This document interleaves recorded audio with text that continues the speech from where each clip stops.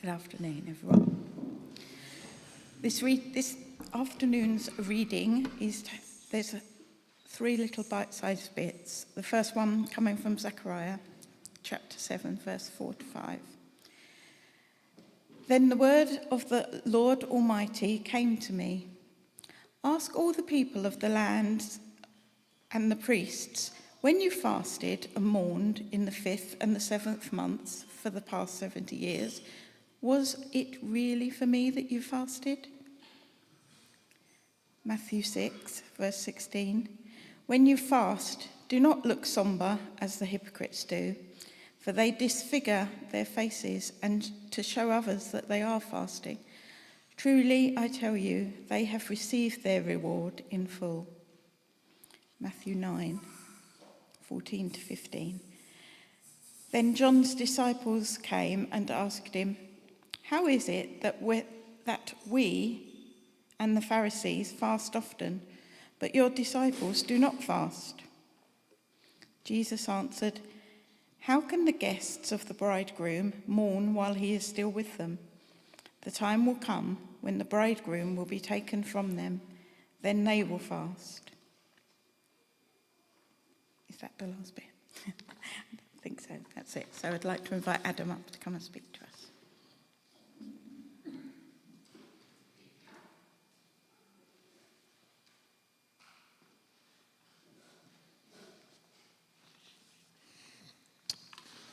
So you might be thinking, why is fasting the first? It's certainly not the first one in the book. And I was told it's because we're doing all the ones that people actually wanted to do first. Can I just say that falls down on this one? I don't want to speak on fasting, but never mind. It's a spiritual discipline. And I think it's a discipline that's been neglected. When I was thinking about this, I got the Madonna song, Material World, in my head, because we live in such a material world that the thought of giving up something, the thought of putting ourselves through some kind of discipline is completely contrary to who we are. And then, for some reason, the Bangles' Manic Monday came to mind. I'm just thinking how the Bangles were saying how much we miss the still, the stop, the spiritual space that Sunday gives. It's really quite funny because they sang that song about the time that Sunday was disappearing as a day of spiritual space. Foster, in his book, Celebration of Discipline, says that fasting is probably the least practiced of the spiritual disciplines. And he did some research, and between 1861 and 1954, not a single book was published on the subject of spiritual fasting. So what is spiritual fasting? It's a deliberate abstinence for a spiritual purpose.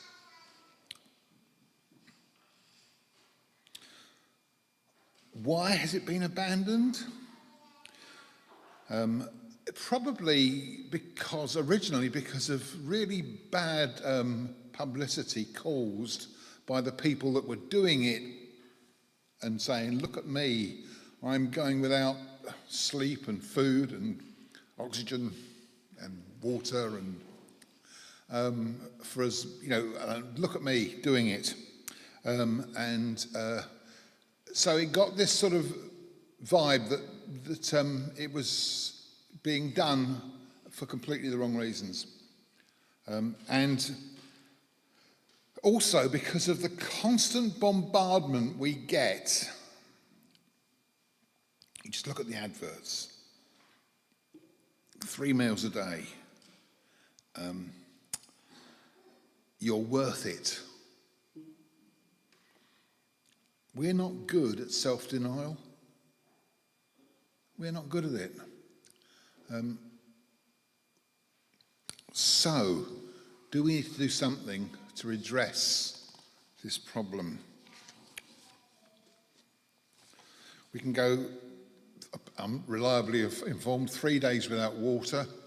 We can go a few minutes without air. Try it. Could you just try it for and we can go for many, many, many days without food before it even actually starts to affect our bodies particularly. It's and the Bible is full of fasting, which makes it so odd that we've, as a church, just forgotten it. I'll just list some of the people that fasted: David, Elijah, Esther, Daniel, Anna, Paul, Jesus. And then in the early church, in the church, we've got Luther, Calvin, Knox, Wesley, Jonathan Edwards. There's a whole long list of people that counted fasting as an important part of their life. And if you look at those people, they changed the world. And for them, fasting was an important part of their relationship with God. Fasting in the Bible can be a complete abstinence from food, drinking water, but complete abstinence from food. It can be a partial fast, when Daniel went to the king and said, let's just eat vegetables. So, in Esther's case, it was a total fast, food and water, because they needed God. It was desperate. They needed God to change the situation, or the children of Israel were going to be wiped out. Fasting should usually be a private affair, which is why it got a bad name, because people were walking around more or less saying, "I'm fasting. Look at me. Look at me." Which is why religions, faiths that do fast now, it can seem very tacky. The idea of a massive feast at soon as sundown, it just strikes me as doing away with the point of it. But it can be, so Matthew 6, when you fast, do not look somber as the hypocrites do, for they disfigure their faces to show others they are fasting. Truly, I tell you, they've received their reward in heaven. When you fast, carry on putting oil on your heads, not that we do that anyway, but and wash your face so that it won't be obvious to others you're fasting, but only to the Father who sees it unseen. So it's usually a private affair, but it can be agreed among a group, and I've known house groups that have agreed that they're going to fast for a particular reason, and churches that have agreed that they're going to fast for a particular reason.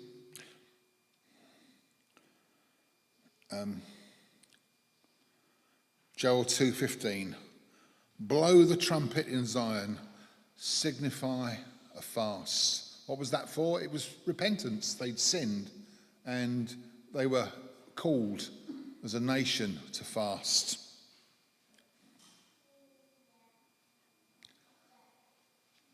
What sort of things might call us to fast? Well, we've got so unused to it that it's going to seem strange. What sort of circumstances might one face that one would call a church-wide fast?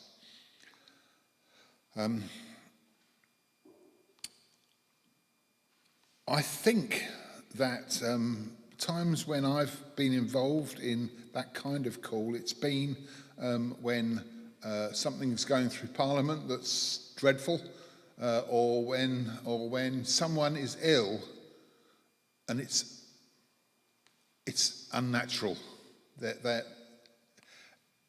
Don't get me wrong, if you're old and ill, then, but actually, the fact that my shoulder doesn't work anything like I shall never bowl a fast ball again is actually to do with the wearing out of my joint. And it'd be quite nice if it stopped hurting, but I can't say it's unnatural. I wonder, and we're not fasting to change God's mind, but we are fasting to enter into God's presence and seek his will and seek his face. So I'm just wondering if in a few months' time, when you're looking for a new vicar, maybe call a fast. A fast could be from lunch to lunch. It could be just missing one meal. It could be, and that's the lunch to lunch thing is what they recommend if you're going to start this habit and gradually build up to 30 days. What? Has anyone ever fasted for longer than a day? Have you? When? Every day you fast. You don't eat food. I can say, actually, that's why you're wasting away, mate.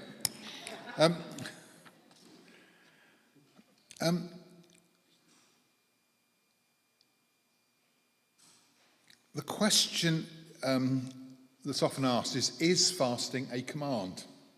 Are we commanded to do it? And Foster says he doesn't think we are commanded to do it. He thinks that we are encouraged to do it. And in Jesus' day, it would have been a normal thing, an expected thing. It's what people did. In Matthew 6, it says, when you fast. So that sort of implies a command, when you fast, as if it's natural, you're going to be fasting, and when you do it privately, don't make a big show of it.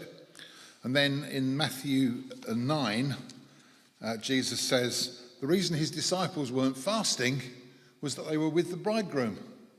But when he was gone, they would fast. Now, some people said that was only for the few days that he was missing. But actually, it's fairly obvious that the disciples understood that to mean that now, in the new age, in this age that we're living in, that fasting should be something that we would consider.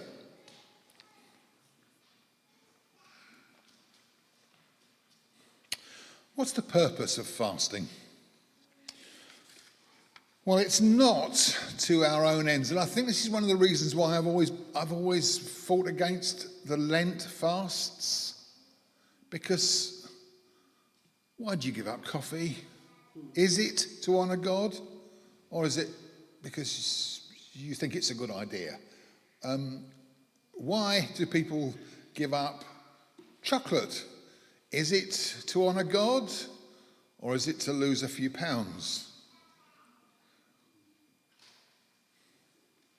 I think the thing we give up's got to hurt us, not hurt us, but it's got to make the relationship with God stronger for a period of time, and hopefully, having broken the back of that thing, forevermore, your relationship with God will be improved.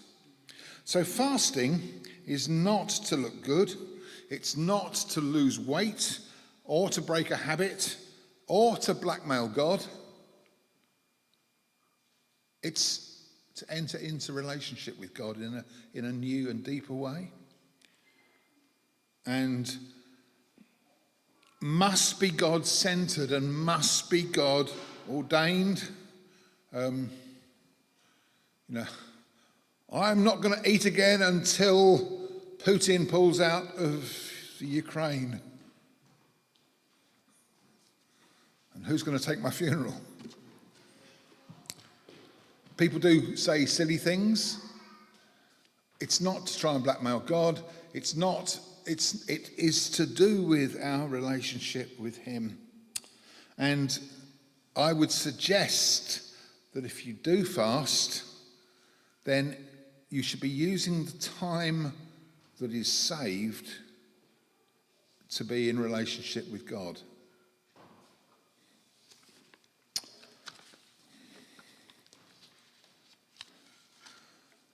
The prime purpose of fasting is to fix our minds on God,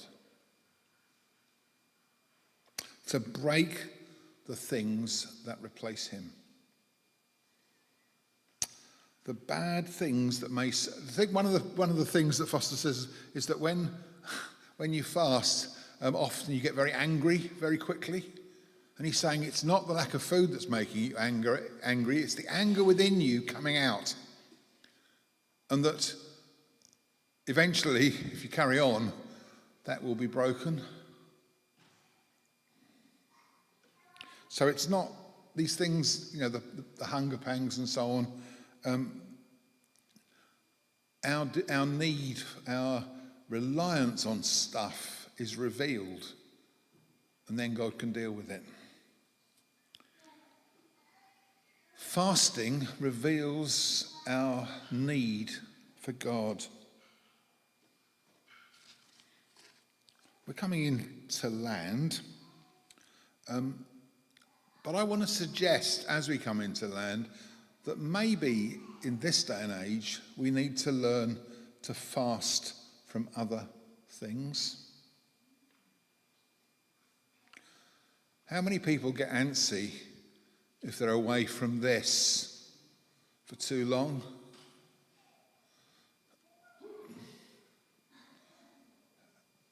Yeah? Whenever I'm looking at it during a church service, I promise you I'm looking up a verse, not to see what the cricket score is. We would be so blessed in our relationship with God if we lost this. I'm going to say for a day, a week, if we went back to old-fashioned ways of communicating that weren't so instant. This has destroyed our lives. It's wonderful, isn't it? You can find out anything, but it's destroyed our lives. It's made the pace of life impossible. I can only really speak as a vicar. When in the old days when the bishop would have to ride up on his horse to tell me off. Now he can do it in seconds, and I'm expected to respond in seconds, and then he's expected to respond.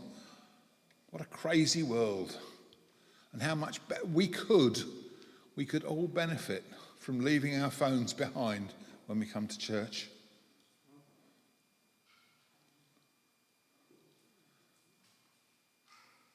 I can see a look of terror on your faces.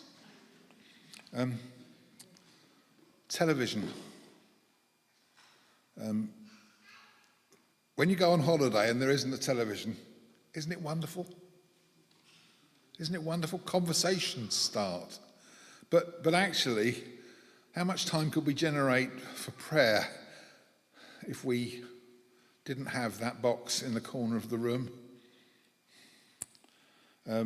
Partial fasts include things like fasting from coffee.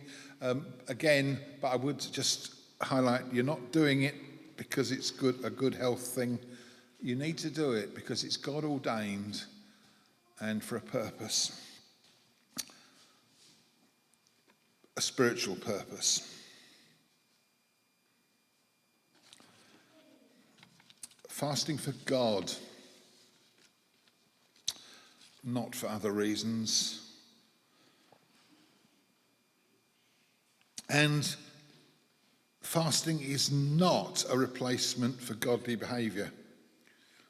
I'm going to fast, and because I'm going to fast, I'm going to get angry with everyone because I'm hungry.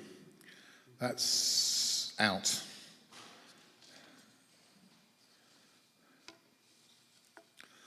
Let's just think what in our lives stops us relating to God, fills up the empty spaces. Do we really need to keep... I was talking to someone who said that he's tried eating earlier in order to eat less, but he now snacks afterwards, and when he eats later, he snacks before. We are controlled. We are controlled by the consumer world, and we need to break that so that our relationship, so that our control is from God. And fasting may well be a good way of beginning that process.